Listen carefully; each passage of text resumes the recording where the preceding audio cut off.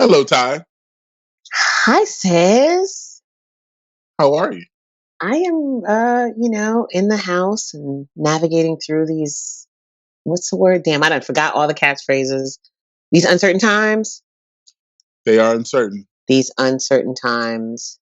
So I was listening to this productivity tip from Inc. this morning, and they were talking about how the reason why March felt like a really long time and April did not is because in March, all of this was new. And so every day you were like very tense and hyper aware of all the things that were changing. Mm.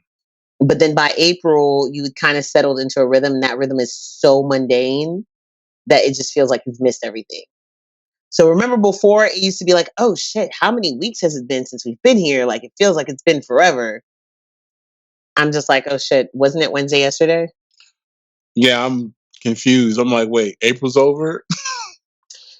Yes, ladies and gentlemen, April is over. May started on a Friday and brought us a bunch of albums and Cinco de Mayo inspired things, and people drop more surprise shit. And we're going to get to all of that because this is, of course, the Chopping Block podcast, which is the audio iteration of two very popular segments on our iStandard Producers website. One is the credit check, which is the most comprehensive collection of album credits, as long as we can find them, from the cymbal player to the person who made that cough sound effect in the background of your 10th Corona inspired song, because that's where we're at now. And the other is the chopping block, which is our track by track album review That we do. We do. We're on a hiatus. We're figuring some things out. We'll be back very soon. We've taken to doing those. Actually, we've always kind of done the chopping block collectively. Like it's more than one person's opinion on a project, which I think is really dope. While it may not seem like Ciz and I make an effort to not keep you guys listening to us for extended amounts of time every week, we don't really have the time to go through every album song by song. And so we don't do that here. I am, of course, the illustrious Saint Boogie of the internet, aka your favorite Haitian, because it's Haitian Heritage Month, you guys. And don't talk by me in the middle of a conversation. I won't do it to you either. But yeah, what up to all my Haitians? I got fed, all that good stuff. Hey. And you are a guy in his house trying not to kill his kids. Hi guys, I'm Ciz, and I am not an alcoholic. I have no social events to drink at. So while everybody else is drinking wine, I drink during my Zoom thing I do every Saturday, and that's about it. I just started drinking. I've been like hoarding fucking wine coolers and shit in my house. What is that? Is that a Smirnoff? This one is a Smirnoff Ice. Yes, it's a look. For those of y'all who are not quite familiar with Saint Boogie the brand, Saint Boogie the brand is a walking, talking contradiction. So I am, the original Sophista Ratchet. I'm the girliest tomboy you will ever meet. I am the most, well, maybe not the most Americanized West Indian you'll ever meet. I'm quick to remind y'all that I'm a foreigner though, because it's cool. I am the most down to earth, stuck up broad you will ever know. This is a fact, but don't get too comfortable. And yeah, I'm a fan of really fancy red wines, but I also drink wine coolers in the crib, and I have, there's always liquor in my house because I have it here for y'all. I don't drink it; it just be here. So yeah, we on a Smirnoff today. Yesterday it was a Bartles and James wine spritzer with ginger and lime. I did that for my auntie and my mama. And then I found, but that's my new thing is wine spritzers and wine coolers. This is who I am as a woman of a certain age. And hopefully it's also readily available. Yeah, like they just be in my crib. Like I buy, 4 or 5 packs. Like I felt like a lush because I went to Walmart one day. I don't know what the hell I was going through, but I went to Walmart and I got like 2 packs of wine spritzers. I got a frozen margarita thingy that I just need to pop in the freezer for 7 hours. I got a frosé thingy to pop in the freezer for 7 hours. Mm-hmm. And then, I have my general always stocked bottle of tequila and bottle of Pango Barbancourt rum. Bonsoir Barbancourt. I would appreciate a sponsorship. I love y'all. You're my favorite. So, Ciz, what happened to 3 6 Mafia in Bone Thugs? I thought y'all were so excited. I guess we were. Were you excited? No, unfortunately, my excitement for these events Has waned. it has, because first of all, it's too many. Yep. Secondly, I can't keep up with the who's running it and the what's and the where's, and thirdly, it's just I don't know when this is going to end, so I'm trying to pace myself, but I don't know what I'm pacing myself for. Right. So I'm just, I'm confused. I also feel like I don't know. I feel like we lost the magic somewhere, and I don't know if it's the lack of audio quality that's made me lose interest. I don't know if it's the high beastiness, because I told y'all, like, I was super excited about this doo-wop versus Tony Touch thing. Man, I jumped up in there. We might have hit like 14, 15,000 people. But I feel like it was less than, I feel like it was more like 6 or 7,000. And then I go find it after the fact. Like, none of these people that were quick to put up anybody's playlist even covered this, even seemed to know that it was happening. I saw Tony Touch do an interview with Fat Joe to talk about it. But other than that, I haven't seen anything. And then when I go and I look, and it's like, yeah, Tony Touch uploaded the video 18 hours ago. This happened on Saturday. A couple of these, like, underground hip hop podcasts or blog YouTube pages uploaded it. But I'm just really mad that, like, you always hear so many people talking about classic hip hop and real hip hop, but y'all don't know. And then when you pioneers, when you're people who are like the gatekeepers of that era, try to give you fly shit, like, y'all don't even fucking show up. Well, It hurt my feelings. It wasn't sponsored by Tidal. I was talking to somebody this week, I don't remember, but we were having a conversation about Verzuz, and they were like, "Oh yeah, well, they cut a deal with Tidal on the playlist, so they get paid." And I was just like, "Oh, I mean, not that I'm against people getting coins, but my question is, hey, Tidal, since you got a stake in this, and y'all the audio quality gods, like, why are you letting this happen? Because y'all don't really care. Y'all want it to be a shit show, so people have to run the Tidal for the playlist. That's my theory. I think Tidal doesn't want the sound to be better. I think they're okay with it as is, because now it's like a contrast. Like, okay, that sucked, but I remember that song, so we're gonna go listen to Tidal and run up the playlist. And Swizz and Tim get to keep their clout for another week and make some coins. Because Jill Scott, to a lesser degree, Erykah Badu to a greater degree, have been the soundtrack to so many moments in my life. I really want to be excited about the two of them going up against each other. But then I'm just like, also, I am fucking anal about certain shit. And I'm like, what are we doing? What was the point? What was the original? What are we battling? Are we battling hits? Are we battling songwriters? Are we battling producers? What are we fucking doing? Like, why are these two women here? I love them, but why is this the progression? And then they found like some women's group who has a Twitter with 60 followers, because it's that new, to sponsor this whole situation. Oh yeah, we're co-signed by these people who we've never heard of. What is it? I couldn't even tell you. Yeah, I was just trying to figure out if it was the essence. But it's not like Gender Amplified or any of these folks who have been out here doing work in these spaces. Not like Color Change or anybody who you might know, who's been in the hip hop space and in the fight for women's rights or whatever. None of these forums are sponsoring this. Right. It just all feels really contrived. And even watching D. Omen tweeting his life away about his importance and don't call my phone and all this stuff, it's just super weird. Send it forward. What I found super weird was this video that they pushed on YouTube today of Erykah Badu singing The Way and Jill Scott singing. I was so over it by the time I got to Jill that I didn't even stick around long enough to see. Was it Next Lifetime? I don't know. But in a high pitched voice. I saw it today and I was like, why are they singing like that? Yeah, I didn't like it. Why did y'all pitch up? It sounded like Jill was trying to sound like Erykah, and Erykah was singing Jill in her regular voice. in Erica's regular voice? I think they pitched it up. I'm pretty sure it was some chipmunk sped up vocals type stuff. Here's what I want off this ride. I don't want to do it anymore. I want to go home. This is stupid. Well, Georgia's opening back up along with the rest of the country. So I'm in the house. I'm in the house.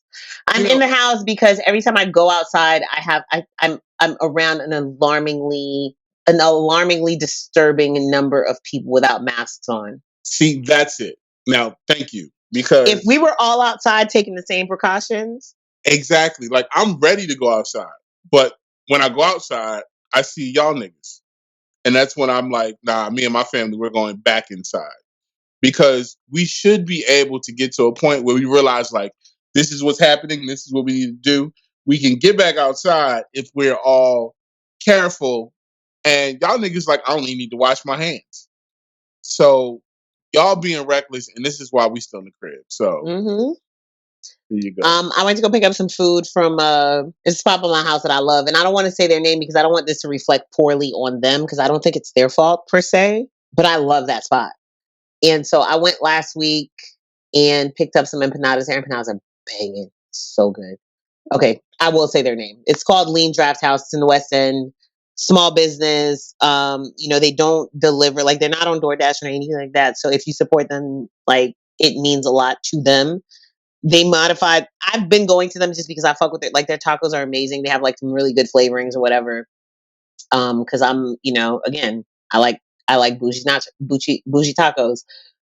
Their empanadas are like the crust is between like the flaky pastry crust that we use for Haitian patties and like a croissant. It's like that kind of a texture. So good. So I got some on Saturday. Went back to re-up for Cinco de Mayo. Of course, they weren't playing any Mexican music. I think I pulled up. They were playing J Balvin. I left. They were playing Bad Bunny. But that's another conversation for down the line. The first time I went, those people that seemed like they were sitting around waiting for their order. So I didn't really question it, even though all these people felt the need to be in my face, in my dog's face, talking about how cute she is. And I'm like, my nigga, that's not 6 feet, but okay. Because I have a mask on. So, according to that little pictogram that's going around, I'm at least 35% safe. When I went back on Cinco de Mayo, the patio is open. And that's when I had the glaring realization that okay, the patio is open. Cool. We're outside. Great. We're socially distancing, but I can't eat or drink with a mask on.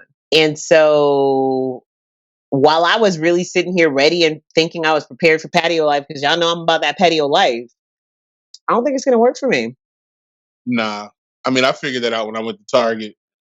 And like half the people cared and the other half just clearly gave no shits. None. You could just see it. It was just like people with masks, with gloves, and then people with like nothing. And it was just like the contrast. People running up on people, other people just like, can we section off the people that care and the people that don't? Because this is why I was cool with Delaware saying, listen, we're going to establish this as a law. For the foreseeable future, when you go out into a public space, you must wear a mask. Period. That's it. People think that that's infringing on freedoms. I've seen so many terrible opinions. So many people claim they knew the Constitution. My thing is, like, what's the freedom? Because we want to keep your dumb ass alive? No, see, what they always invoke, and like I said, what they invoke when it's convenient, oh yeah, freedom of the right to assemble. What people don't understand is your rights only go so far as me, right? Your rights only extend so far as your neighbor.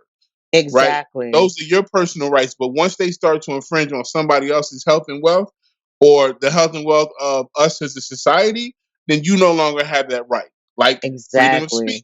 You cannot yell fire in a crowded room, crowded building. Why? Because that puts everybody else's life in danger. So, yes, you have the freedom of assembly, right?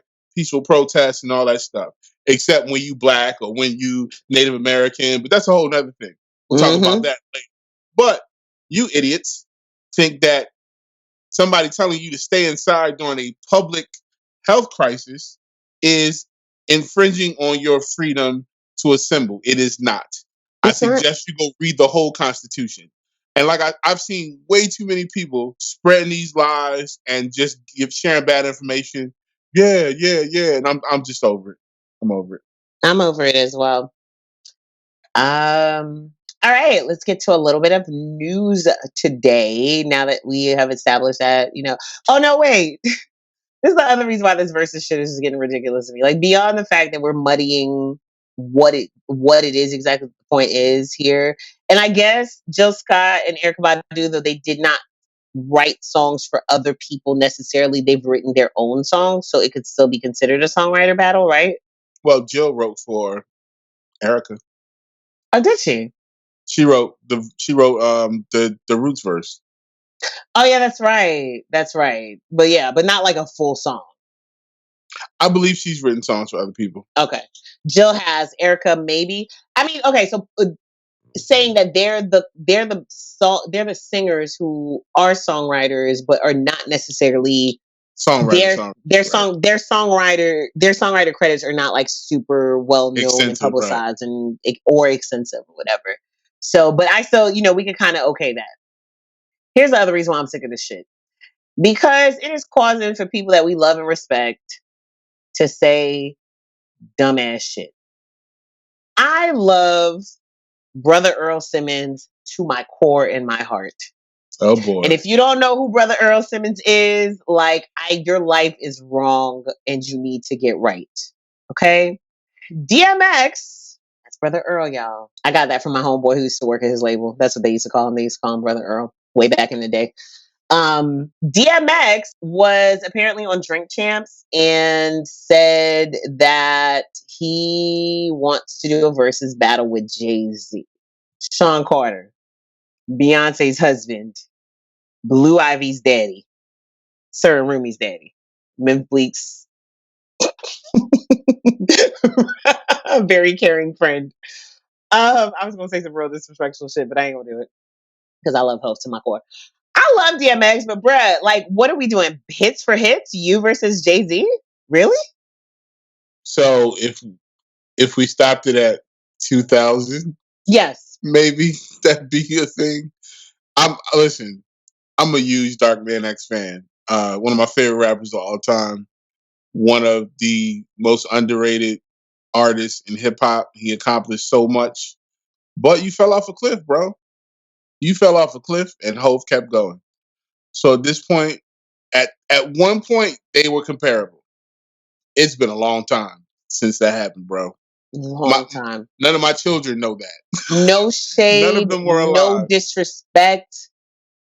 X is by far one of the most prolific lyricists that we've seen. X has one of the most powerful voices in hip hop, one of the most iconic voices in hip hop. We should never, ever, ever let niggas forget that this was the first rapper to drop 2 platinum albums in a calendar year. And in 1998, when he did it, it felt like they were really far apart. But It's Dark and Hell is Hot came out May 12th, and Flesh of My Flesh came out December 22nd. Both went platinum when there was no streaming, when there was no adjusting the sales. Niggas went out and bought, and they were both platinum first week. Mm-hmm. Okay, in 1 year.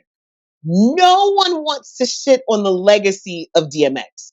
No, but nigga, don't put us in this situation. Don't make us have to have this conversation, sir. Here's what I'll say. When did Grand Champ come out? Was that 2003? Grand Champ, yep, September 2003. That was the last time we cared about you, bro. And that's your fault. Musically, of course. After that, your legacy has been people who are in prior generations after us don't know you the way we do. They don't know any of your music. They don't know. They just know you as the old dude who keeps getting in trouble. They know you from your appearance. They know you as the guy from Ayanla's Fix My Life. Right. So, they know you for Rudolph. Yeah. So, listen, I get it, but it's a lot of people you can go toe to toe with. Maybe Ja Rule. Yes. But not Jay-Z. Not Jay-Z. Not Jay-Z. not now, not at this point. Like, you have to put a very, very clear stipulation of, we're cutting this off at XYZ year. And while I'm looking at DMX's songs, what charted, what hit Billboard or what have you, according to Wikipedia, which we figured out the other day is not necessarily correct. The last single where I can look at the name and be like, I know exactly what song this is Get It on the Floor, which came out in 2003, which was on Grand Champ. Mm-hmm. He had X Gon' Give It To You and Where the Hood At. Those two went platinum. That was off of a soundtrack. Who We Be and We Right Here off the Great Depression were both like really, really dope. Like, very different types of records that are iconic. And I saw him at South by, was it last year? It was last year, right? Yep. Last year, South by Southwest, when he performed We Right Here, it's like, or just watching DMX perform his hits, crazy. And every single one of DMX's hits, What These Bitches Want, Party Up, Slippin', How It's Going Down, Rough Riders Anthem, of course, Get At Me Dog. Like, these are iconic rap songs. But sir, don't make us have this conversation. Because Jay-Z ascended to a whole nother level while you were getting your life. And this is like, in Dragon Ball Z terms, it would be like the first tournament trying to fight. That's Goku. The only example we could use. The example I can't identify to at all. That's what we're doing? Yes. Trying to fight Goku in his God form. Not even his final form. His God form. Okay? Super Saiyan God. Jay-Z is Super Saiyan God. Sorry. Translate that for us, nerd. So, and I get it. I get it.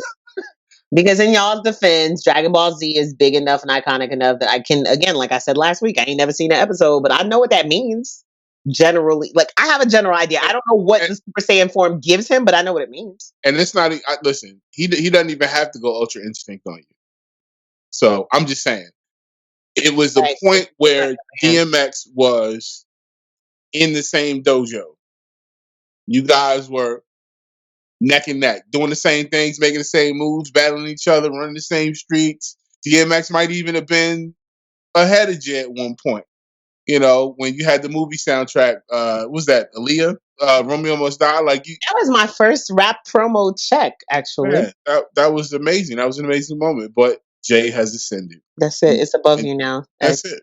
And we're gonna keep loving DMX. Ain't nobody gonna stop me from loving DMX. But y'all can't talk about Brother Earl in front of me. But I'm just saying, like, that's that moment where you look at your favorite uncle and be like, Unc. You can't get out there. I know you had a little game on the court, but you're not gonna get out there and beat LeBron.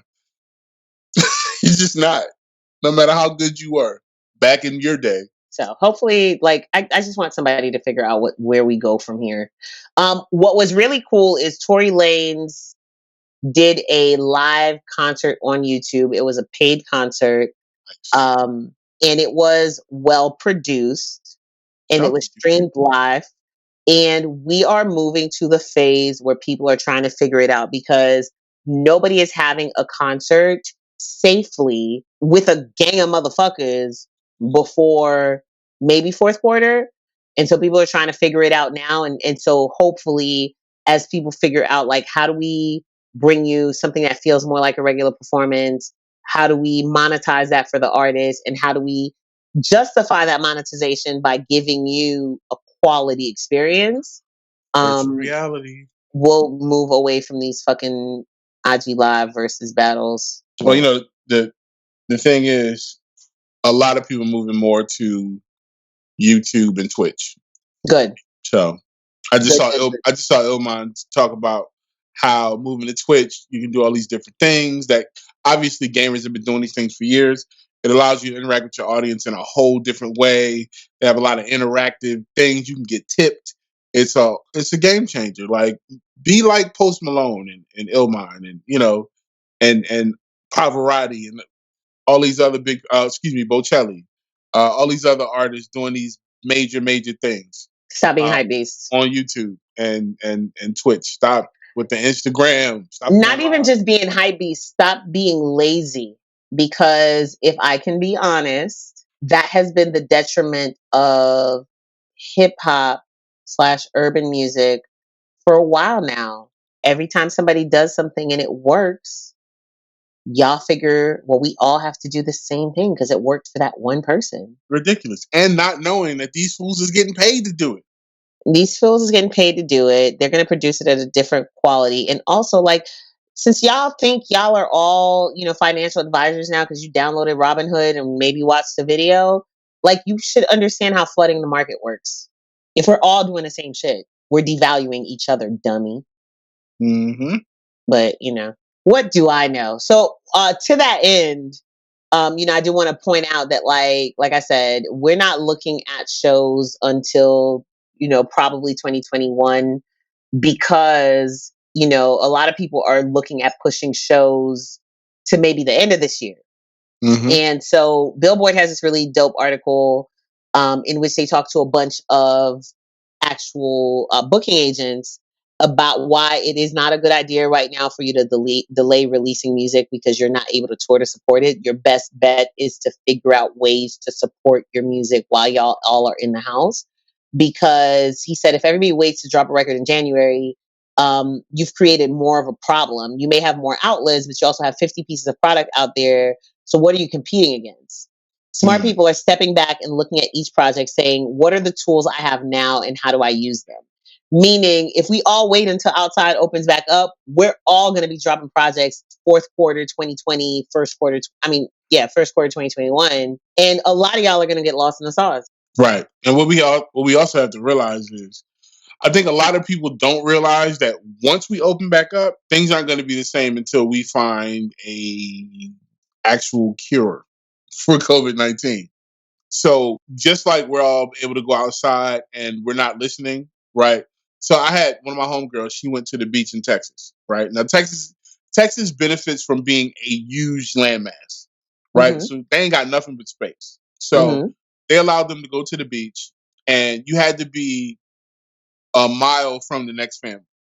Mm. Right. And the I guess whoever the beach patrol were making sure that people maintained their space or whatever. And I was like, that's fire. Like that's people are respecting each other's spaces. You get to go out, you get to have a good time. You know what I'm saying? That's dope. Like you're at the beach, you and your family in y'all little space, and you look down, hey guys, how y'all doing all the way over there? Y'all having fun, y'all cool? Stay over there. You know what I'm saying? Like, but people aren't aware that even when we go back to concerts, the seats aren't going to be all next to each other. You're not going to be in crowds. If y'all could grasp that concept, we could get back outside quicker. Right. Exactly. So, but we have to prepare for the new world. Get used to these things because a lot of these things that we're developing and learning right now are going to stick with us going forward. We're not just going back to the old way. Let that go. That's done. There's already one company, I think it's Nationwide Insurance. Nationwide has already said that they're about to basically transfer a good portion of their workforce to work from home because we have proven it now. Everybody don't need to be in the building. They don't. It's overhead for the company. It's, taxing your employees because that employee that has to be in the office got to pay for food to bring in with them or, order in. They got to find childcare for the kids. They got to commute and get to you, which is polluting the air and driving up the price of gas. Let some of these people stay home. So, March was the shock period. April was kind of the adjustment period. I think May is really the look forward and figure out how to proceed from this because yes, New York said September, which somebody was like really means December. So I'll see you guys in 2021. Yeah, New York's not playing because they just, they're all on top of each other. It's nothing they could do. Mm-mm. I saw an article somewhere too that was talking about how like a lot of people now are like, yeah, maybe it might be time to move outside of crowded cities. I'm still going to be right here in the hood in Atlanta. Well, it's not really safe for us to move outside of crowded cities because clearly when we do that, we get shot. So I'm for exercising. Sure, right. I'm pretty sure everybody's aware of that case. My parents don't live too far from there in Florida. That's South Georgia, like Brunswick. Right. And my homegirl actually lives in Brunswick, and she's almost died at the hands of people in that town because she was married to a white man. Her children are mixed. She's got a great business down there, but all they see is a N-word. Yep. So she made a mistake and parked at somebody's crib, and they went ape and blocked her in, came out with guns, and See, even when the police came, the police barely wanted to help her. So, see, I don't know, because once you get outside these major cities, y'all don't like us too much. see, and that's why, like, we be having to remind people that Philly is a state within the great state of Pennsylvania, and New Right. York City is its own. Y'all niggas from New York don't know nothing about New York State. I remember Mhm. working in a call center and getting a phone call from somebody with like a super heavy country twang, and they were from some part of New Jersey that was not Jersey City or Newark or the parts that are basically Philly. It's a rough world out there. It's continuing to be world. Like I literally the creator of what's that show that y'all like? Black. Black as fuck or blackish? No. Black Mirror.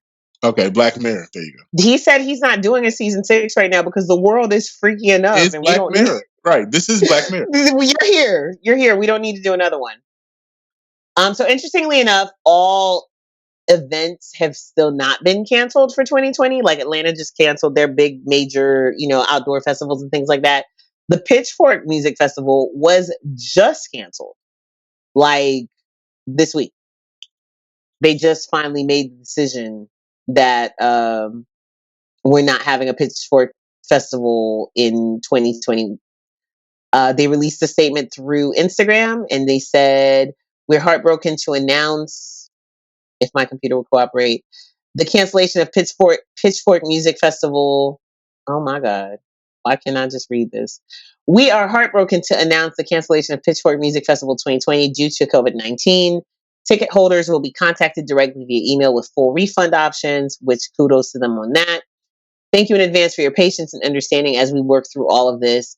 It can be pretty daunting to think about the future of live music right now, but know that we are fully committed to bringing Pitchfork Music Festival back in 2021. The reason why I said kudos to them for agreeing to offer full refund options is because not only is that affecting their direct profit margin as a company, but you got to figure that a good portion of the performers for the festival were booked. And these are big enough names that in order for you to lock them in, you had to put down a deposit of half of whatever their booking fee is. And I don't think niggas is getting that shit back, though. No, Not in this bro. climate. No, that's not happening. So we're gonna have to do some IAU checks. You know what I'm saying? Some Charlie Puth, some see you when I get there. You know what I mean? Like Now it does offset because they're also not paying the staff and the security and the insurance for the day of event, the concessions, et cetera, so on and so forth. So there's a good portion of overhead that's cut there. But I'm just curious how that's going to work. I have a friend who had a cruise booked, and they told her it's going to take 90 days for them to refund what she had paid for the cruise. So weird times. If you had to guess, Ciz, who is on top of the streaming world right now? person or label or entity. And I very carefully said entity and not label for a reason. That's interesting. I'm gonna act like I didn't see it already and just say, I don't know. I don't know, Jay. I don't know. Right now, Disney is dominating kids streaming and album sales. Okay. Yeah. Yep. Because all your kids are home, you all got Disney Plus for nostalgia's sake. And so now your children are doing what I did as a little kid. When I was a little kid, my best friend's mom, because my best friend and her little sister were like a year and a half apart, they had every classic Disney movie that had been released up until 1989 on cassette. And so we got to watch all of them. This is before DVDs. This is before they started like taking things out of the market and re-releasing them or remastering them or whatever. So we knew all those movies. We watched all of them from the original Snow White to whatever. Now they're saying that after, I think it was like 2017 or 2018, where Baby Shark and was Baby Shark and what other song that were at the very top of the charts? And then Moana and Frozen came in and said, "Hold my beer." Mm-hmm. Got y'all all the way out the paint. Welcome. So yeah, 2016 and 2019, it was Baby Shark and Despacito that were like killing the streaming numbers for that particular demographic. In 2019, Disney claimed 85 of the top 200 stream songs. So far this year, so far they have been the top label by far for at least the last 5 years. And in 2020, they account for 52.63% of the children's music market. Disney also has the top 4 and 18 of the top 20 slots among the top 25 children's albums since 1992. So since they started tracking this shit. So not only do they run the music world, I mean the movie world, Mm-hmm. they also run the music world. Okay. Yep. And would you be able to guess the 5 Disney titles that have like done the best soundtrack wise? One of them is going to surprise the fuck out of you, at least. Is Moana on that list? No. Oh, The Jungle Book? Nope. Very top is The Lion King, and the reason why The Lion King is at the top is because if you remember the major hits off of The Lion King, which was the original Lion King, was scored by Sir Elton John and somebody else who is an iconic person in music that for whatever reason, I'm blanking on his name right now. No. I can see his face. I can't think of his David something, I think. But Can You Feel the Love Tonight was a song that just played on like regular adult contemporary stations. Yeah, that wasn't even. Was that a kid song? I don't. No, not at all. I don't feel like Lion King wasn't even it was a cultural moment more than it was a kid's movie. Hakuna Matata was something we all love. Can't Wait to Be King was a song for the little kids. Mm-hmm. But The Circle of Life and Can You Feel the Love Tonight were just great songs. Like they are amazing songs. Amazing songs. And I think that's where Disney always won because, even if you go to Toy Story, right? Randy Newman, You Got a Friend in Me is an iconic song, period. And that's like, I know Toy Story soundtracks go up. Even if I look at the numbers on our site, people are always looking up Toy Story posts, Toy Story lyrics and things like that. And those are the songs that constantly win at the award shows too. Mm-hmm. You'll always see Randy Newman performing, on the piano, singing. This man, God knows how old Randy Newman is now. How long Toy Story came out ago? Like, what, 25, 30 years ago? And people still want to hear that song. So, it's Disney's got the formula, man. Shout out to Hollywood Records. Right. Another one of their covert operations that you may or may not know is Disney. So. You were right, by the way. It is Hans Zimmer and Sir Elton John. Okay. So following The Lion King, which has $10.1 million in sales, is High School Musical, Frozen, and Pocahontas. That one does shock me, the Pocahontas. But again, that's the power of that single that does not need the film to support it. Right. Yeah. No, that's a fact. Yeah, Frozen was definitely a moment.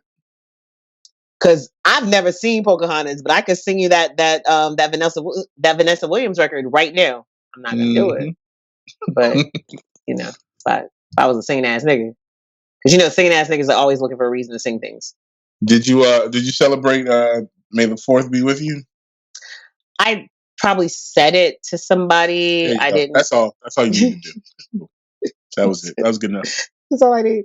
A friend of mine works for an airline and quickly fixed her mistake, but used their company account and tweeted out like a message to Trekkies on May the 4th. It ain't take 30 seconds for people to get her out the paint. Like, I'm still baffled that people our age group still can't distinguish Star Wars and Star Trek. Oh my. Right. Exactly. I celebrated May the 4th and I also celebrated May the 5th.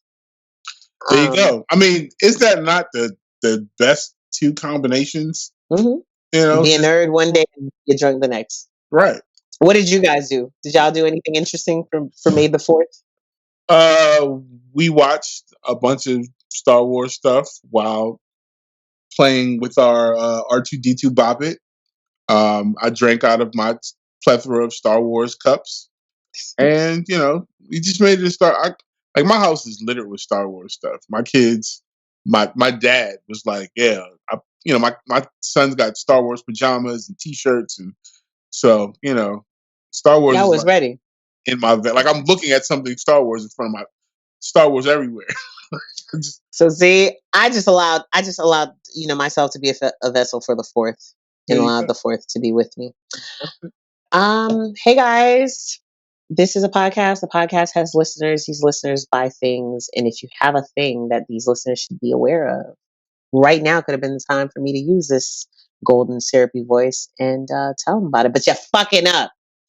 That golden syrupy voice that has every accent and no accent at the same time. So we can transfer and get across any type of point that you need gotten across. So this would be the optimal time for you to get with us. We'll give you the email address at the end and we can promote your product. So sounds good? Sounds good to me. Great. Awesome. Of course, last week after we got done geeking out, me, over Beyonce and Megan giving us that Savage remix, which surprisingly did not top the Hot 100 this week. You know who did? The Scots. The Scots did. The Scots actually beat Beyonce. And I'm wondering if it's just a matter of when the songs were released and when the chart is actually populated. Hold on, let me pull up this chart real quick. Because now, did you know that there's an Artist 100 and a Hot 100, which is the songs? No, I didn't. Has that always been the case? Is that new? An artist and a song? No, I don't remember that. I remember the song. Right. I remember the Hot 100 being the song, Billboard 200 being albums. I'm about to pull this up and see when this Artist 100 goes back to. But yeah, the Savage was Savage. This doesn't even look like the remix. Savage jumped up from number 14 before the remix dropped to number 4, and that is the highest position that it's ever had on the Hot 100. So maybe the remix hasn't yet qualified. That's very possible because it did come out on a Wednesday. So maybe it'll be with this week's releases. But yeah, the Scots, Travis Scott and Kid Cudi, their single is at the top of the Billboard charts this week. They knocked Blinding Lights by The Weeknd down after 22 weeks at the top. And Tootsie Slide. Doja Cat, her song Say So went actually down one position last week. Roddy Ricch is still in the top 5 this week, with Savage moving up all the way up to the number 4 position, and the Scots coming in or whatever. That knocked Doja Cat down to the 6th position after being at number 5 for a while. But then on Thursday, she dropped, or was it Friday? She dropped a Say So remix with Nicki Minaj. Automatically going to do numbers, even if we were less than impressed with Nicki's verses. So this artist chart's been here for a while. I mean, Drake's been on it for 305 weeks. Yeah. So Weeknd's been on it for 251 weeks. I don't know the point of it.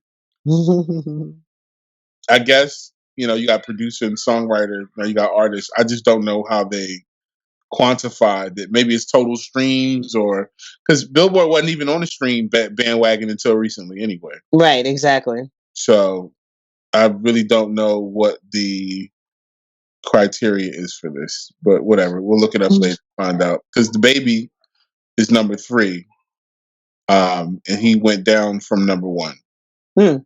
So we're gonna figure out this chart that we never makes noticed no was sense. There.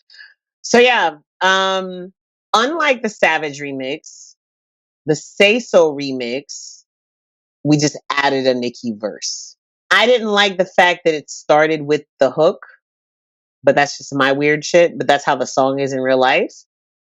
And after listening to both of Nicki's verses, I feel like Nicki gave niggas one Hot 16 that they split into 2 warm, I don't want to say lukewarm, but just warm 8s. That outro verse is not it. That's what I'm saying. I feel like the outro verse was actually originally part of the first verse. They could have left that off. And you might not have felt that way about it. I'm gonna actually personally just out of boredom take them and splice them together and see if it bothers you as much if it was attached to the other one. I mean, I think somebody was smart enough to be like, "Yeah, this don't go," and they probably was like, "Nah, I'll put it in there." Do you think that you would have also felt the same about it if you were just listening and not reading the lyrics? Oh no, the first time I heard it, I wasn't reading the lyrics. I didn't watch the lyric video, and I heard that weak ass verse. That was terrible. Oh, Nikki. I mean, I'm not the biggest fan. Like, I feel like whatever Nicki's doing right now is it's a little lazy. I feel like she's been that way for a little bit. Because like I said, I always tell people, man, I'm an OG Nicki fan. So Nicki is my Nas. Like, I feel the same way about both of them. I think they are amazingly talented people who disappoint me a lot. You're Nas. Yeah, Oof. not like Oof. I'm completely okay with Nas disappointing me at this point. He's done it so much. So when Nicki went pop and got all her fans, Mm-hmm. you know, um, her albums just ain't for me. Now, when she was with Young Money and they, did her thing and Safari was involved, I was there for a lot of the things that happened. I can still hear the hunger and when she went in with Drake and Wayne, like that was when she was tip top Nicki, but nah, the rest of that stuff, I'm good. I appreciate that. I've been comparing Doja Cat just in terms of like her flow and the way she manipulates her voice. She's always brought Nicki to mind to me, and so I appreciate the fact that after has spent the last 5 years being a mean girl, that she collaborated with a younger female artist. Oh yeah, that's awesome. Yeah. After, I think it's dope. Doja, big fan. Definitely influenced by Nicki's personalities and her inflection. Nicki's always been. You could always hear the actress in her. Mm-hmm. You could always hear the characters and all that stuff. Shout out to Safari. You could always hear the roles, Roman, and all those other people, and that made for exciting deliveries and Monster, which is one of the all-time fire verses by anybody ever.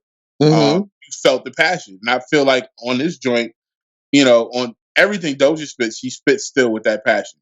And I Yep. feel like Nicki's just mailing in verses. Yep. That's a very accurate assessment. I feel like there was another song that I want to talk about before we jump to this next one, but maybe not. So Machine Gun Kelly dropped a rock record. It's called Bloody Valentine, and it's a really good alternative rock record. I would listen to a whole album of this from Machine Gun Kelly. I would too. I've been listening to. I've been in my rock bag hard. I mean, I'm always in my rock bag, but I've been in my rock bag extra hard this week with some music we've been working on. And when I turned it on, I would say, "Yo, this is right in the vein of everything I've been listening to." And I've been listening to classic stuff, so I appreciate the versatility of Machine Gun Kelly. I just wish that we could like Machine Gun Kelly a little bit more. I do. I mean, even in Bird Box, they just made him an unlikable person. He's just I still haven't seen that movie. It's time. I'm not a fan of horror movies. And yes, it may not be a horror, but it might be suspense. But I will tell you this about who I am as a person, and then you will maybe understand why I'm not in a rush. I am the person who, as a child, was more scared of like Arnold Schwarzenegger's sci-fi films than I was of actual horror movies. Like I thought Freddy was funny, but I still have nightmares about Total Recall. And I'm also the person Mm-hmm. who watched Gothica with Halle Berry in broad daylight in a basement apartment in Brooklyn. Maybe it might have been nighttime in a basement apartment in Brooklyn, and was actually kind of shook. So anything that just has the potential of making me not be able to sleep in my old ass house that already makes weird ass fucking noises that I live in by myself, I'm not watching in the house by myself. I dig it.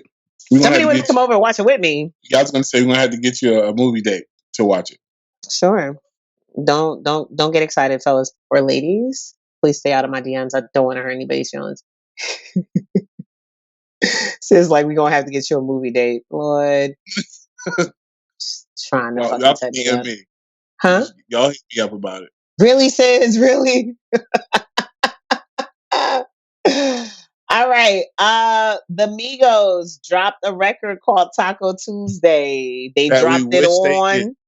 They They dropped it. dropped it on Cinco de Mayo, which was a Tuesday, as all of us were lamenting the fact that for the first time in who knows how long, because I'm not about to go look at a calendar and figure it out. I would guess 6 years, 5 years, something like that. I think that's how calendars usually work. Cinco de Mayo is on a Tuesday, which is almost as perfect as when Halloween falls on a Friday. Some of y'all got that.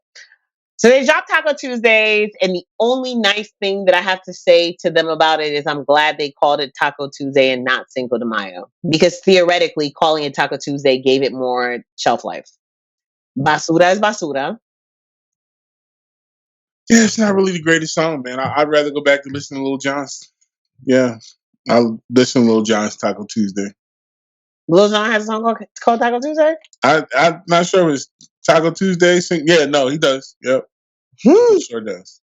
But as you were listening to this, you came to an epiphany, which I've come to before. And I'm going to let you tell the people what that epiphany was. So it wasn't really the first time. So after listening to the 3 solo efforts, I came to this conclusion also. But I also came to it before. Okay. Takeoff is the best rapper in the Migos. Now, we might love Quavo's youthful exuberance. And we, really might love Offset's marriage to Cardi B. And also his Bad and Bougie verse was adorable daughter. Oh yeah, you're right. But I think when it comes to just talent on the mic, I would just rather listen to Takeoff. Sorry. So there was a time when we used to joke right around that whole do it look like I was left off bad and bougie moment. We used to joke about the fact that like, where is Takeoff? If you took Takeoff out of the Migos, would anybody even notice? Rah, rah, rah. And then one day I was in the gym and I realized that Takeoff actually has my favorite Migos verse, hands down, of all time to date, which is the first verse on Fight Night. Oh yeah. I was like, oh shit. Oh yeah. Yep. Y'all tripping. But that's why he's probably so low key with it, because like, where, like, I don't even got to do all this. It's fine. Y'all go ahead. I'll be back here. They all get in the bag, so everybody's getting in the bag. Do it look like he was left off Bad and Bougie? One of the great moments in hip hop history. Funny. That will never. The only thing funnier than that is the indoor basketball courts and the outdoor basketball courts. Yo, that moment ethered Academic's career. It really is. Did anybody think that we wouldn't have to see this fool every day? He's just been trying so hard. Thank you, Migos, for getting him up out of here. Appreciate you. All right. So let me see who else that I want to hit on. My timeline was talking about this Khalid record called 11 featuring Summer Walker. It's a remix. Khalid dropped 11 originally in January. The remix video is a kind of a play on the original video, which was shot in black and white, and it's like an old school leader of the pack type car race type situation. The song was supposed to be off of an upcoming project that was Untitled in January when 11 originally dropped. And I don't think we have a title for the song. I mean, for the project yet. Did you see that anywhere? No, I haven't seen it. I wish that I would have heard the original song before hearing the Summer Walker version so I could really know how I feel about it. It works. Yeah, I mean, it's a solid record. Video's cute. Mm-hmm. I don't know. Maybe I'll get stoned for this, but I'm not the biggest Summer Walker fan. She did a solid job. She added to it. Do you feel like Khalid is trying to connect with Black audiences? Because Location was over here with us, but everything else he's done has not been. My man had the blunt in his mouth and everything. And I'm just like, this ain't you, bro. No. We've gone away from white love interest in the videos, have we? Hey man, maybe being the only Black guy at the party in your own damn video.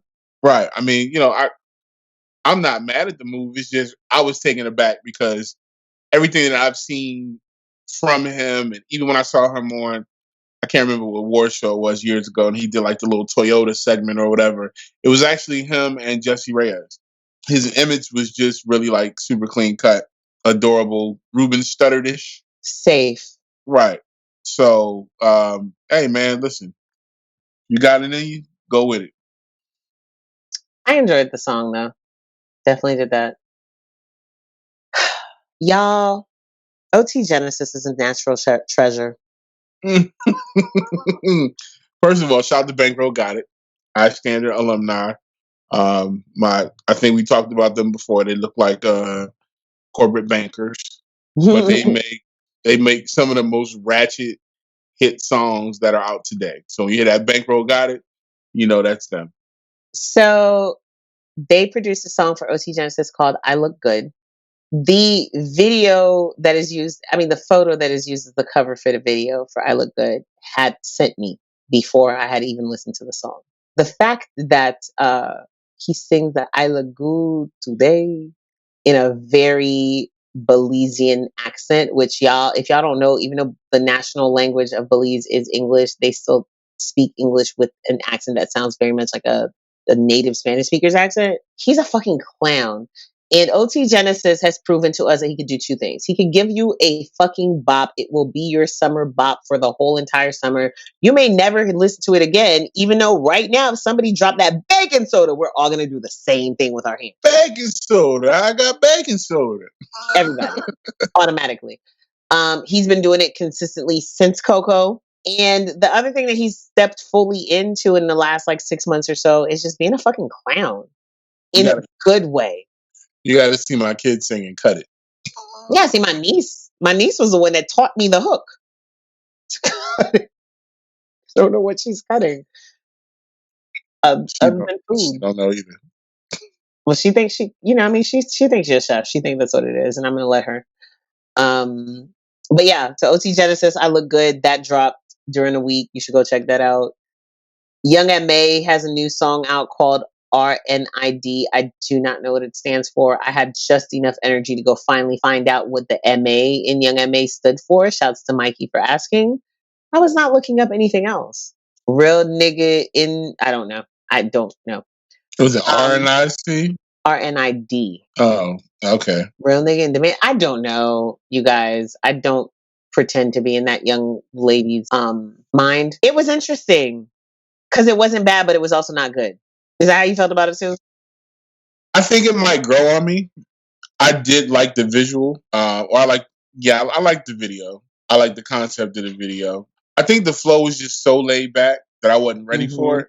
Because it's crazy, like, the beat was, like, urgent, and the flow was like, nah, I'm chilling. Right. So you kind of don't know how to process it right away. I think that would have worked if the hook itself was not a little confusing. You know what I mean? Like, I don't even know if I found the hook. Or whatever that part that she did at the very beginning that wasn't really on beat. And I'm not a fan of shit that's not really on beat to begin with. But, it's out there. She making music. Eventually she'll give us something that, we'll love. She's good for that. I think she's overdue for another hit because she hasn't had another one. Has she had another one since the first one? No, I wouldn't. It's not a hit. She's just done stuff. Again, as we mentioned when we talked about Joe Buttons for probably the only time that we'll talk about him for 2020. Oh, here we are again. So for last time we talked about him 3-4 months ago, we did mention the value and importance of giving us a song. Like, gonna get dropped at songs. It's gonna get dropped at rap parties as long as rap parties exist. Oh yeah, for sure. Yeah, I don't know. I don't know if anybody around here is trying to make a hit song, or it looked like they were trying to be commercial. It looked like an attempt, maybe, I guess. With this song? Yeah. Okay. I don't know. Maybe I'm just from the era where the video was the thing that you wanted people to buy. You made visuals because this was like the one, like, oh, this is the song. Mm-hmm. So when I watch videos, I expected to be that type of song. And this just kind of wasn't it. So Gotcha. So shouts to Rob Markman back giving us consistent music that fits consistently into a it's a lane that's defining itself. I'm really excited because I think we're finally entering a space where people understand that like there are different kinds of rap and they don't all have to compete for the same real estate because the same people are not trying to listen to those things. And so it's like for the people that can appreciate a Griselda but really don't know anything about drugs. And so it's like, this is cute to listen to, but I don't know what you guys are talking about. Me, I'm those people.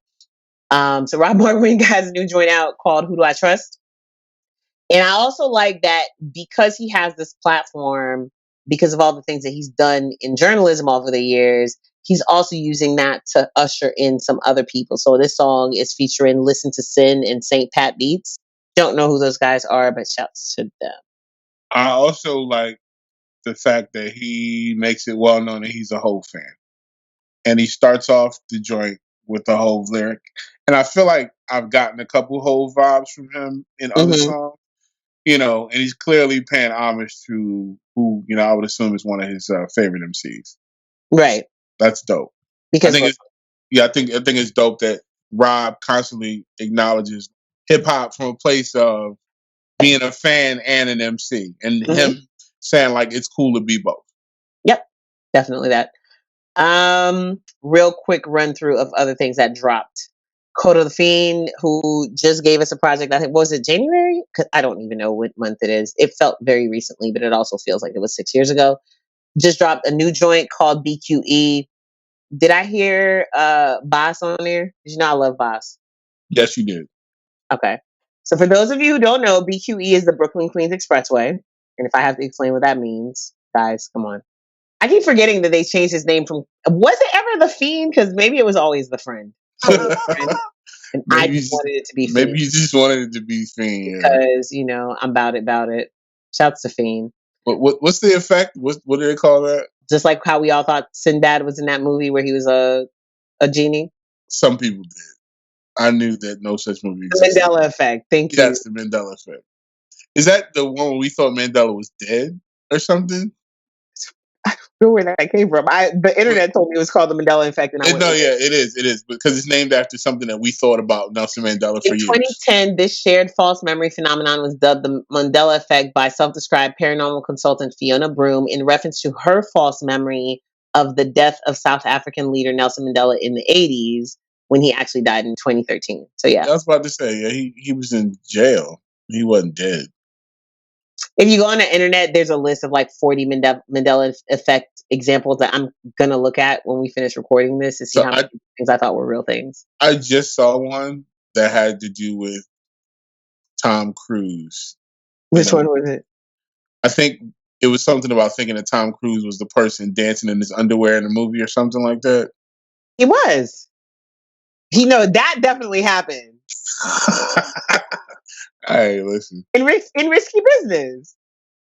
Look, because my computer is clearly spying on us as we record this, as soon as I typed Tom Cruise, it brought up Risky Business. That's the movie in which he dances in his, it's a shirt in his underwear. But yeah.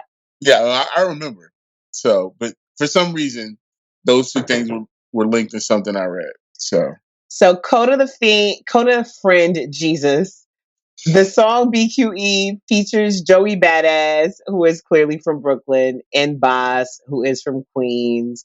Coda himself is from the internet doesn't want to tell me because he's not a big enough name to have his own wiki. Brooklyn. There we go. He's from Brooklyn. So BQE. Check that out. Good raps, not boring raps. I'm always excited for any time somebody can make me like and appreciate something that Joey Badass does because a lot of times Joey. Lloyd Banks is back with a freestyle called Hunting Season. It sounds like Lloyd Banks the last we heard him, which, do with that what you will. Styles P is back with a actual song called Ghost Mind Power. It's it's cringeworthy levels of Corona, was conspiracy theories. We only listened to like half the first verse and I heard Anthony Fauci's name like 10 times. Right. Like, listen. We're not doing this. I've been watching KT the Archer videos all week, right? You know who that is? No. Tell me. So my homie Illy from Chicago, shout out to Illy. The brother who told me that a Haitian man found in Chicago. He did. Put me on to this brother KT, the archer, who is super knowledgeable about the coronavirus. Oh, okay.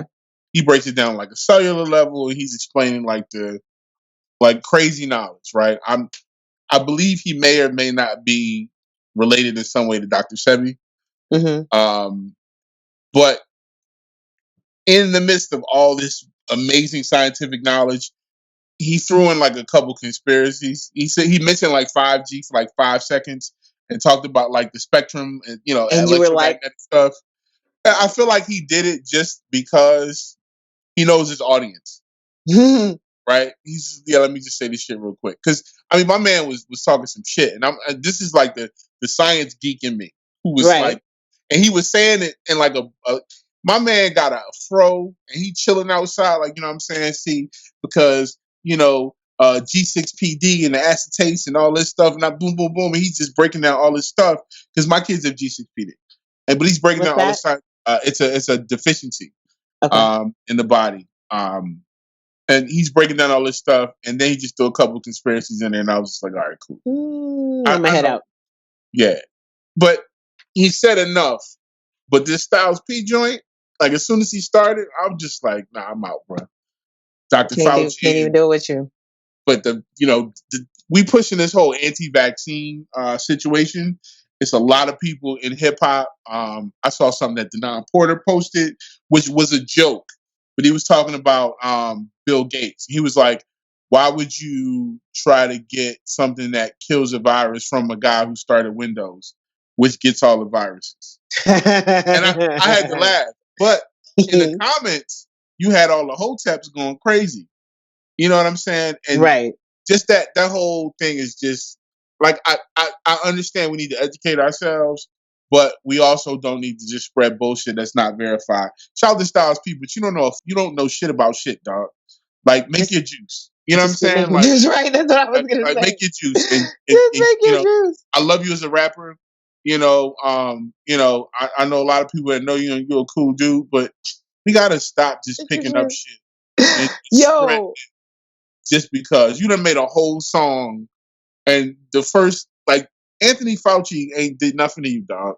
You don't know that, man. You just know that he's associated with somebody that you don't like. That you don't Everybody like. And he's Trump. Like the one voice of reason in the room. Anthony Fauci's been Anthony Fauci for decades. And let me get on my soapbox. Anthony Fauci just made a reference to this new drug that they're very hopeful about helping to shorten the recovery process. And he was talking about how it reminded him of when they were trying to find a cure for AIDS.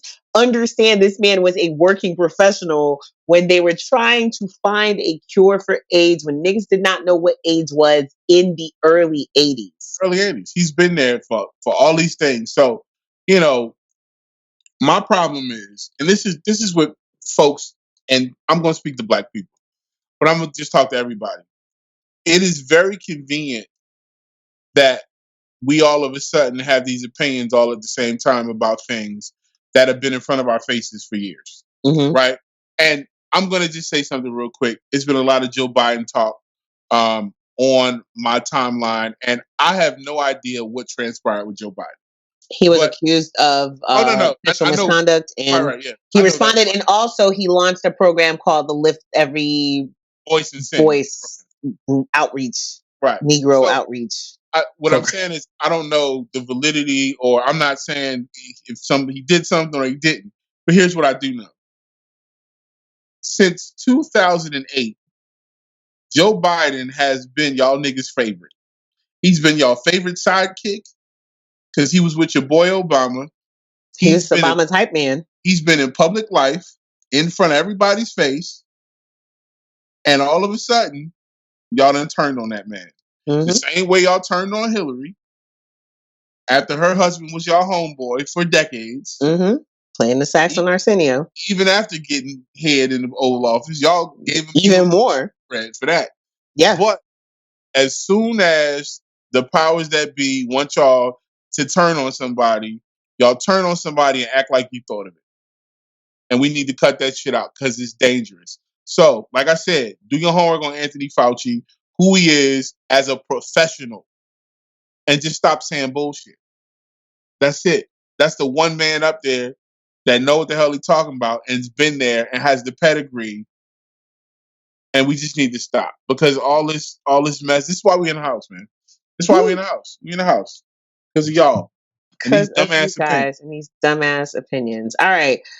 French Montana dropped the song also that I did not have time to be bothered to listen to. It's featuring Tory Lanez, which sounds like it's either going to be amazing or terrible. It's called Cold. And just for Ciz, Kidding said, "You gonna love me, baby," Listen, and dropped a new song. shout to Kid Ink. Okay, I like Kid Ink. I just don't know why we collectively don't like Kid Ink. I don't know what it is. What did Kid Ink do to us? I got to go back and do some research. I need a timeline of Kid Ink because I think it's because we never knew what he looked like. That's one. That's for sure. Because I still couldn't tell you what Kid Ink looks like. Right. But you know who I know? Who I do know what they look like? Tiger Banks? Oh, Tiger. Oh. I kind of know. If Kurt Banks walked past me on the street, I wouldn't know who he was. But I do remember that he's a light-skinned nigga with a low cut. And I kind of know what he looks like in the face.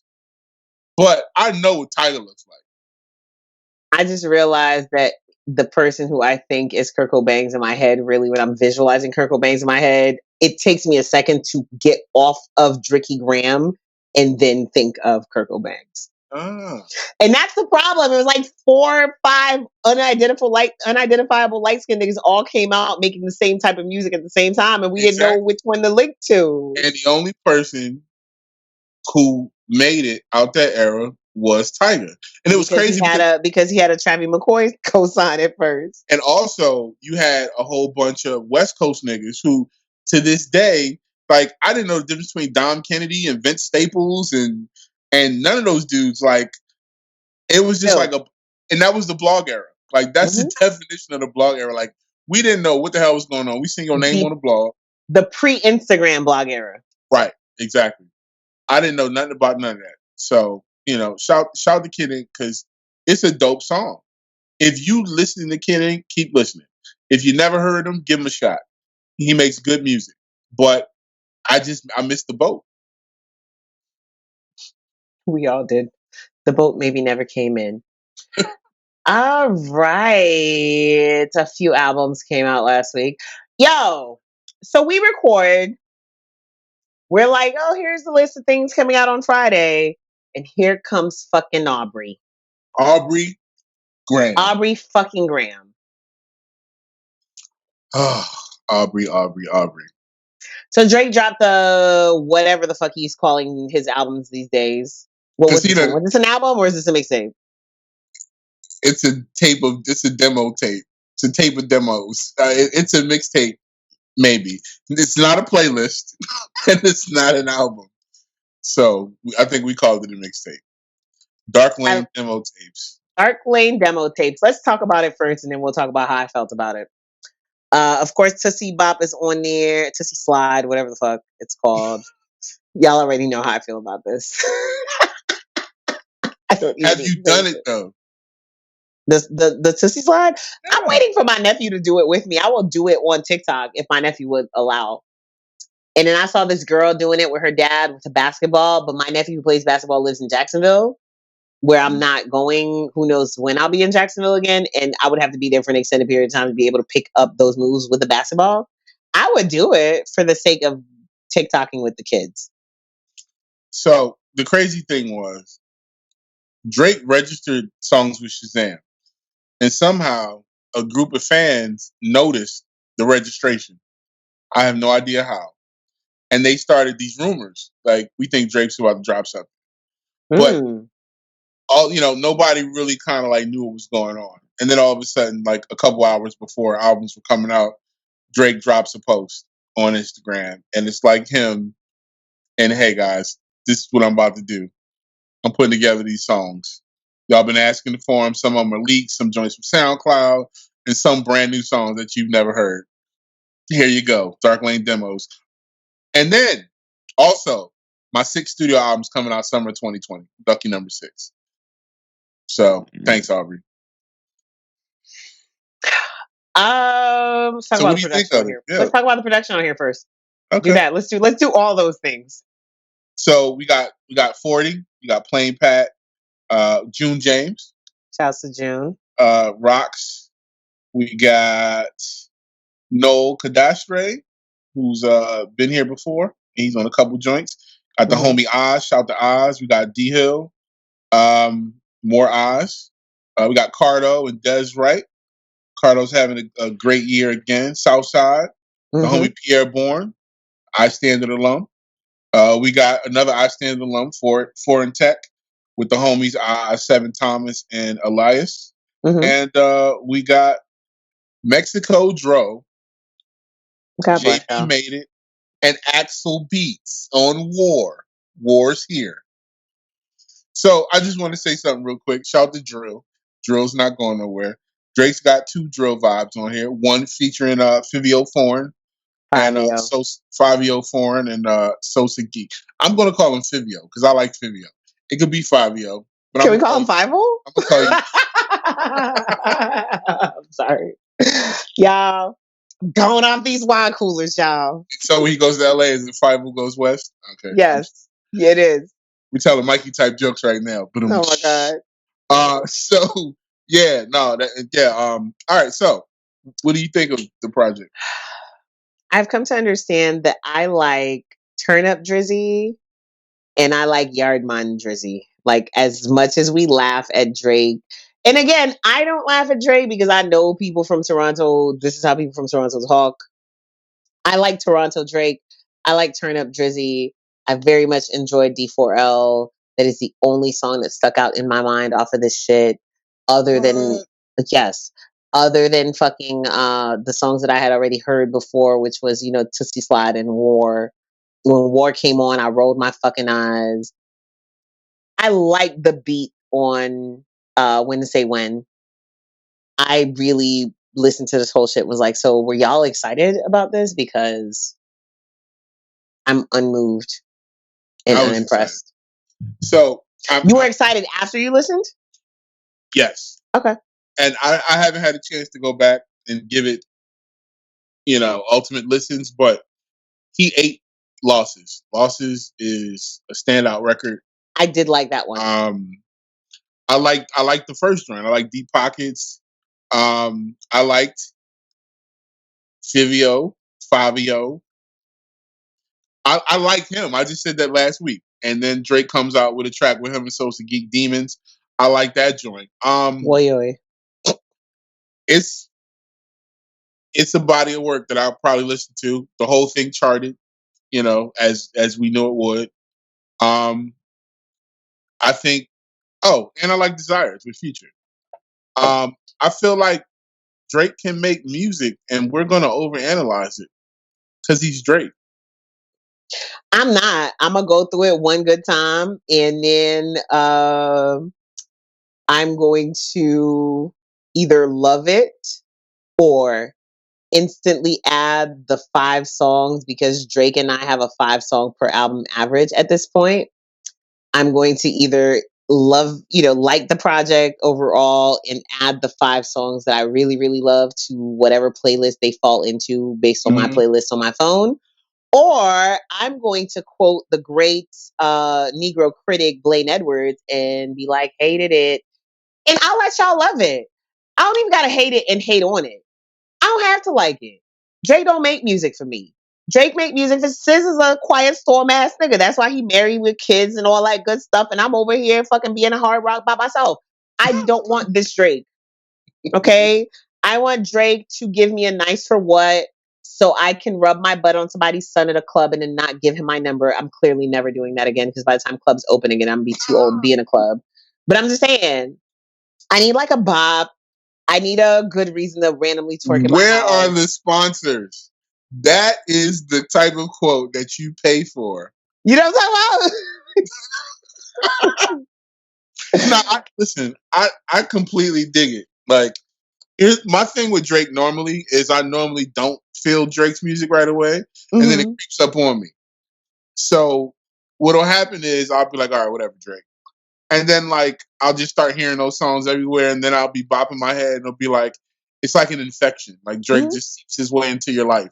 And you know, even with these joints, like I know some of these are just gonna seep their way into my life because it's Drake, and I'm gonna be watching a TV show or a commercial, and it's gonna come on. And I'm gonna unknowingly be bobbing my head like, "Damn, this nigga Drake did it again." So that might be 5, 6 songs. It might be 3, 4 on here. I thought it was a solid body of work. I could listen to all these songs again.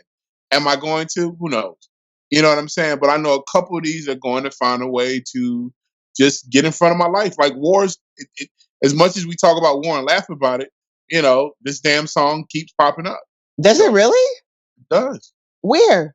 I don't know why you keep saying that. This song's I got don't hear the song. Sis, that's why I'm telling you that. I don't hear that song anywhere. you don't have to hear songs nowadays if you don't want to. First of all, we can't go outside, so I can't, you Good know, point. Good not point. like anybody's booming anything in their systems or whatever Good rolling point. down the street. Not on my. They're not booming that song on my block. They are booming shit on my block, but it's not that song. But yeah, it's just not, you know, it's still like it's still there.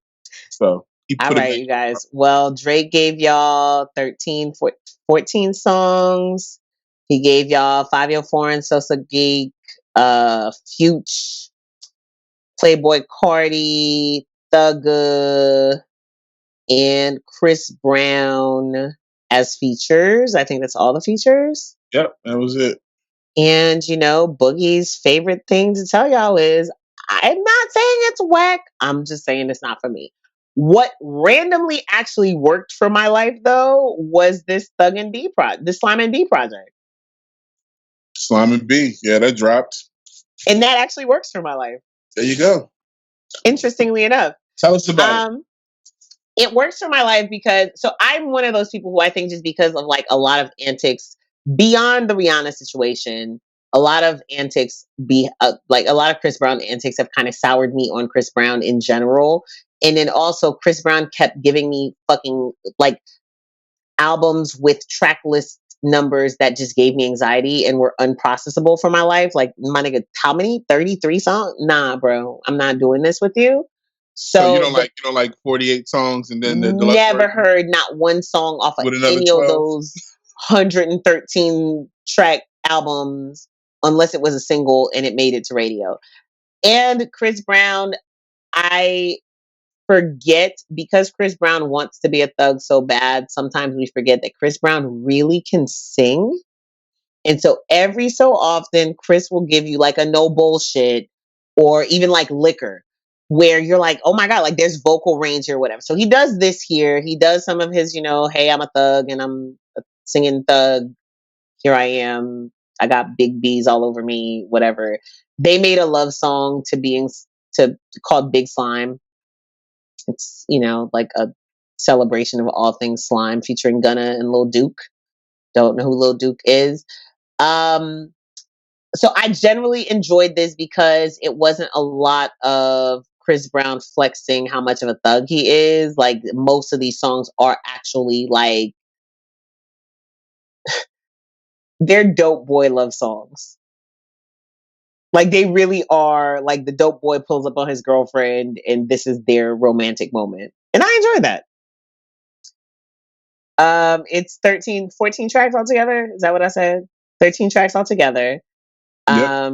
Couple of them are really, really short. Couple of them don't sound like they featured Thug at all, but then I also noticed on a couple of songs that like some of the places in which Thug sings, he sounds like he could be Chris Brown. Yay, autotune. Features on here, like I said, Gunna's on a couple joints. He got E40 and Too Short, or they got E40 and Too Short on one song called Undrunk, which if outside was open, that would be y'all's bop.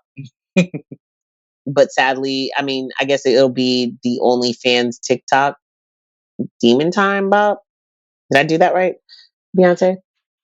Who else is on here? Some guy named Hoodie Baby that I've never heard of, but you know, it kind of went. And yeah. Overall, I would now there are songs off of this project that I would go back and listen to again. Yeah, definitely some joints on here. I like Trap Back with Major 9. I do too. It's some good stuff on here. This came in like the middle of the week, so It came on Tuesday. Right. So yeah, they're not following the rules. Oh, because it was the 5th of the 5th. What up, 5? And now I get y'all. I be slow. Okay, sorry. Hi. Yeah, because when it dropped, it originally dropped on Chris Brown's SoundCloud. So by the next day, it was on all streaming platforms. But yeah. But Chris had announced it. He was like the 5th day of the 5th month, and I was just like, okay, that's random. Hi. What up, Slime and Big? See what I was talking about when I said Rob Markman makes music for niggas like me who would really love to listen to Griselda, but drug references are lost on me. Yeah. So also, Young Duke. If you Google Young Duke, they probably tell you stuff about Lil Durk because that's just but he is a rapper from YSL, Doug's label. Oh, I was like, what is that? Okay. Young Stoner Life. Okay, cool. JoJo dropped a project. I feel like I want to put a pin in JoJo's project because I didn't get a chance to talk about it, and I feel like it's really, really good. And so I want y'all to remind us to talk about JoJo's project next week. Did you listen to it? I listened to a couple joints on it. She sounded pretty good. Oh, I have an idea. Let's just jump on live maybe Thursday after the episode drops, or maybe Friday, and talk about JoJo's album. I'm with it.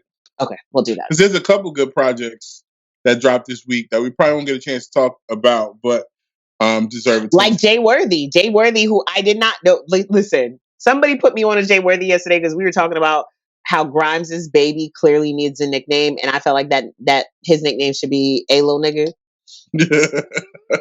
And so, because that poor baby, not that poor baby, because that baby is like the richest baby on earth at this point. I'm sure Elon Musk has already updated his will. That baby is richer than I will ever be, and he's 3 days old. He's about to get his own planet. He's about to get his own planet, his own spaceship, his own everything. But in our joking around on Facebook about how he needed a nickname, I said, I'm trying to find it exactly because this shit was just fucking hilarious to me. I said, can his nickname be A Lil Nigga? And somebody said his nickname is A Baby Blood Nigga because of his uncle. And I was like, who is his uncle? So Grimes has a thugged out, possibly Middle Eastern, so definitely African American because he's from Northern Africa, half brother named Jay Worthy, who is a blood ass rapper from Compton. There you go. And he dropped an EP this week. Shout out to Jay Worthy. And I really wanted, the song that they put me onto was enough for me to be like, oh shit, but wait a minute, because I heard a lot of N-words in here, and somebody told me that he's at least partially from the continent, and the Bompton homies have said it's okay. Me and one of my drug dealer friends had a conversation about the fact that y'all niggas don't know anything about nationalities, ethnicities, continents. Y'all just failed. Y'all failed geography. Y'all failed social science. Y'all failed all kind of shit. And y'all out here telling people what they can and can't do. Mm-hmm. But the homies in Bompton said it's good. And who gonna argue with them? You ain't gonna argue with them. So here's what I got for y'all. Jay Worthy dropped an EP with Harry Fraud. My music de Harry Fraud. De Harry Fraud. It came out last week, I think. No, it came out Friday. And Jay Worthy and Harry Fraud and Smoke DZA were on the original Quarantine Radio with the homies It's The Real on April 15th. So you can listen to that interview. And I know my boys, shouts to Jeff and Eric. They are incredible interviewers. They ask really, really good questions, and they interview people that they have a rapport with so that they get really, really good conversations out of these people. So you can either go listen to the project and then go listen to the interview or vice versa. But I feel like I'm about to just go down a Jay Worthy rabbit hole and become a Jay Worthy fan. And I hope that I don't discover that he's done or said anything horrible in my discovery process. All right, you guys. So, again, we would love for you to sponsor our show. It is here every week. This is episode 18. 18, motherfuckers. We're consistent. Niggas discuss our podcast on Facebook and honor my credit check. Get it? I phone check niggas on Facebook like, hey man, this is a conversation that started on the Chopping Block podcast, and I'm gonna need our I'm gonna need our credit. And they go and they edit their posts. So, if we talk to them about whatever it is you've got going on, it might work out really well. This week, what we got coming out, sis? Have you looked yet? I have not looked yet. All right. Well, let me share with you what I found. I am always equally excited and nervous whenever I see E40's name on a list of things coming out. Wait, again? Yeah. The Curb commentator, Channel 1. Oh, I don't know. For some reason, I thought that came out already. Maybe it was supposed to? Yeah, who knows? Sometimes it jumps around, but it might have been the single. Oh shit! Did you know Havoc? Oh no, that's a different Havoc. I was like, Havoc dropped the project last week. It's Havoc with a K because you children are not creative. So yeah, E40 got a new project coming out on Friday. Kaylani had the internet talking because her new project, It Was Good Until It Wasn't, that's coming out on Friday as well, and she just released the track list, which I had diligently pulled up for you guys and somehow closed. I don't really know what happened, so let me pull that back up. But people were really excited about it, and I'm about to tell you why. Okay. These track list features Tory Lanez, Janae Aiko, Masego, Lucky Day, and James Blake. And that is Nice. why people are really excited. Okay. You know who it doesn't feature? YG. Although Toxic is the very first song on here. There you go. So they are. Was he on that song? He wasn't on the song. No, right? he wasn't on the song. Nah. Quite a few things coming out. We got Haley Steinfeld, who is Justin Bieber's. That's not his one. Oh no, Haley Steinfeld is the girl from. Too many Haleys. There's too many Haleys. Haley Steinfeld is the actress from the Spider-Man movie, the cartoon movie. She played the female Spider. She played Gwen. She played Gwen in the Spider-Man cartoon. So her half-written stories coming out. We got Haley Williams From Paramore. Pedals for Armor is coming out. Jimmy Buffett, Life on the Flip Side. In 2020. Is Jimmy? See, I don't know. Maybe I'm having the Mandela effect. I thought Jimmy was dead. Let me still alive. Little Durk and Little TJ. The aforementioned Little Durk, not to be conformed. Not Little Duke. Little Duke. Not to be confused with Young Duke, who is not his name. It's actually Little Duke, which is why the internet messed it up. Little Durk, just because y'all waited to, is dropping. And then Little TJ, who's been beefing with every damn body in the world, is about to drop his State of Emergency. We got Nav, Good Intentions, 18 tracks from the Canadian homie, Nora Jones, dropping. Snuck back in here. Up off the floor. And Rico Love, Emerging Women of R&B. It looks like Paris Martin is partnering with somebody named Rick. Was it Rick Wilson? For a project. Also, I've never heard of Rick Wilson. But if Paris Martin is involved, I feel like I'm here for it. They Call Me Disco. That sounds pretty cool. It's got BJ the Kid, got Malaya, and Kiela Adira, and also Corbin Dallas. So apparently Rick Wilson is from the south side of Chicago. They describe him as he is Chicago's nouveau disco inspired rap star. And he's also an activist. And he got his start with the Young Chicago Authors Storytelling and Poetry Organization, which is also where we got No Name, Saba, Jamila Woods, Chance the Rapper, Vic Mensa, and Mick James, and many others from. Is Chicago so hard that they only got two types of niggas? Like really, really hard or super artsy and lovable? I'm just like, I'm trying. So I think I know a couple regular niggas from Chicago, but it ain't too many. You know what? You're right. You're either Common or you're Sosa. Right. Like, yeah. Like I even know like Stone Cold, I Shoot You in the Face, or like Easy. My Brother Incense. You know what I'm saying? Like that's a really valid point. I think Kanye might be one of the most normal niggas from Chicago. Old Kanye. Yes. But even old Kanye was It so turns common, into- but just less extreme. Uh, Like you're either all the way outside, or grandma and your auntie team and your mama kept you very close to the porch. right. I think that's I think that's what made Kanye who he is now, because he was so like he didn't fit in. Like Yeah. even with his homies, like it's funny because Malik Yusef is like both niggas at once, and you know, he will sell you a bean pie and shoot you in the face, and write Mhm. you a slam poetry and then 808s and heartbreaks, And then become a city councilman. right? And you know, so it's interesting. But That's yeah, funny. shout out to That is Chicago, a very man. good point, though. Shouts to I Chicago love for real, Chicago. for real. Absolutely. Also, and just to confirm, yes, Jimmy Buffett is alive. He is 73, which is younger than Kurt Loder from MTV News. If you're old enough to remember Kurt Loder from MTV News, he's 75, so you're really, really old. What? Yeah, he was born in Holy 1945, like my mama. Kurt Loder. So that Kurt means Loder. like Downtown Julie Brown is 60. Think about it, Ciz. When we were in elementary school, these people were in their 20s. nah, Kurt Loder was in his 30s. Right. Was Like, that's the apparently wild. our whole daddy. I'm like, wait, hold up. Kurt was damn near 40 when I was 15. Like, what's Hmm. happening? And what's Damn. beautiful is he's one of those people that just kind of froze at a certain age and you can't really tell how old he really was. But remember how there was downtown Julie Brown and then there was the other Julie Brown? The other Julie Brown is 61.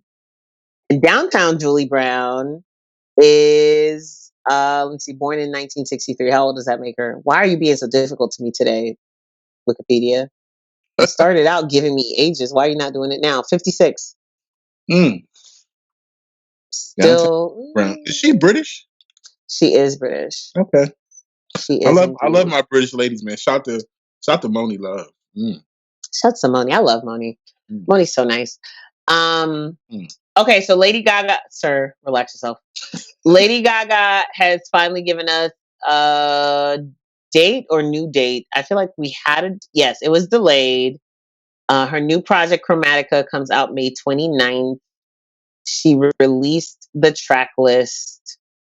This will mean way more to Ciz and the rest of y'all, or some of y'all, than it does to me. But there's a song on here with Blackpink. People are very excited. Hey. She also has a song on here with Ariana Grande, which I'm kind of excited about. It's called Rain on Me. The joint with Blackpink is called Sour Candy. She's got Elton John on here on a song called Sign from Above, but sign is spelled like Sine. Don't know what that means. It's Those right. It gets the people going, apparently. Those are the only 4 features, which, wait a minute. No, we talked about this track list before. I don't know why this popped back up today. Oh, the new date is what was the thing. I think that's what it was. Because the track list was already out there on the cover. She put that out there. But anyway, Blackpink's on there. Ariana's on there. Elton John's on there. Everything else is featureless. She tagged Blood Pop, the producer. So people are assuming that he's, all up and down that track list. And again, the 6th album by Lady Gaga comes out on May 29th, at the end of this month. Nice. I wish I had some really exciting shit to tell you guys right now, but we're inside. Make sure you guys tune in to the 7th and 8th episodes of the Jordan documentary Last Dance, because they are playing some really dope hip hop. Are they? Yeah. I haven't watched any of it yet. I think I'll get into that.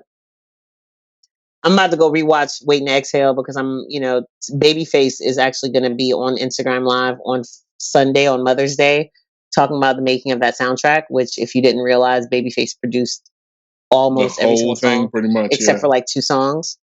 And the soundtrack came out in November of 95. The movie came out like early November was the soundtrack. The movie came out probably Thanksgiving. And so, yeah, that movie is 25 years old this year. So Memories. That's what I'm going to be watching. And then I guess I'll probably get to this Jordan thing.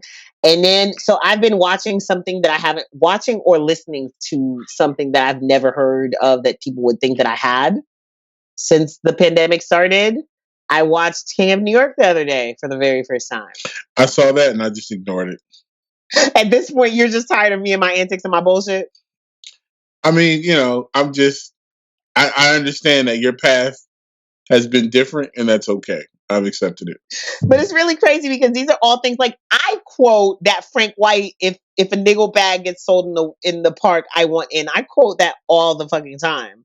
But you And I probably think I've quoted seen from a rap song. No, I saw that. I've seen like 10 minutes of that movie. I don't know under what circumstances, but I remember seeing the movie and being like, oh, that's where that comes from. That's also hip hop's fetish with Christopher Walken. Yes, we love him. And also, Kids is on the Supreme website. The iconic 80s or 90s movie Kids that launched Rosario Dawson's career and was super provocative because it showed people that, like, kids, 14 and 15-year-old kids in New York or 13 to 15-year-old kids in New York were living way different lives than a lot of y'all. I think it's really cute, interesting, oddly coincidental that maybe they did it on purpose to capitalize. But remember last week we said Mac Miller's mixtape Kids was now available for streaming? Yes. A few days later, Supreme uploaded the movie to their website. And the correlation is, I think two of the characters or a couple people from either the characters in the movie or a couple of actors from the movie used to hang out at the Supreme store in Manhattan. And a lot of the kids in the movie are actually rocking Supreme clothing. Right. So now this once controversial movie that you could not find at Blockbuster because the Blockbusters that carried it only had one copy because it was too risque for you dirty, dirty children to be renting. Now it's on the internet and it's free. So that's going to be my watch for this week because I've definitely not seen that either. And one last anecdote on Kids, the mixtape. Shout to iStandard alum Technology. His song was the only song left off of the new release. Oh. And the reason why? Well, Benji from Rostrum said that it was a clearance issue. But Tech has since contacted the actual sample owner, who said that he would gladly clear the sample with no problem. He's a Japanese composer for anime, and he said that he let it go with no problem. So we're going to come back to this on the mystery of why that song's missing and why they are hoeing my boy Tech. Tech posted a clip of Max saying, "Yo, this is one of my favorite records on the joint." Back in the day when the original Kids mixtape dropped, we're going to talk about that because my homie's getting hold right now. Shout to him and Scala for producing that record. Yeah, sucks. Young Scholar? Yeah. Really? Yeah. Well, we should talk to both of them about it then. Mm-hmm. And make that a thing on the site. All right, you guys. Again, thank you for joining us. This is the Chopping Block podcast, which is the audio iteration of the Credit Check, the most comprehensive list of album credits you will find on these internets. And the Chopping Block, which is our track by track analysis of new releases. Both of these amazing things live at istandardproducers.com. The podcast is The Chop Block on all social media except for Instagram, where it is at Chop Block Pod. So it's The Chop Block Pod everywhere else, at Chop Block Pod on Instagram. Connect, follow, like, tag us on shit that you think we should be talking about. Tell us about your thoughts. We have a few homies that definitely will jump into our Slacks and DMs and all that good stuff and share their thoughts about the episode with us. We want y'all to do that more. Shouts to Apollo, shouts to Double A, shouts to Young Darren, shouts to Michelangelo. Also, the Ciz, Young Darren, and Michelangelo are primarily responsible for all of these credit checks that you see on the site on a regular basis, on a timely basis. And he is at Scissorp215 on all social media. And she is still at Saint Boogie on everything but the Facebooks. Don't look for me. I don't want to be a friend. And the brand is at iStandard, and we are out. Shouts to our producer Anatomē, and shouts to our studio home 12 Studios. We can't wait to go back. See y'all. Peace. Stay inside. Wear a damn mask. Wash your fucking hands. All right, we out.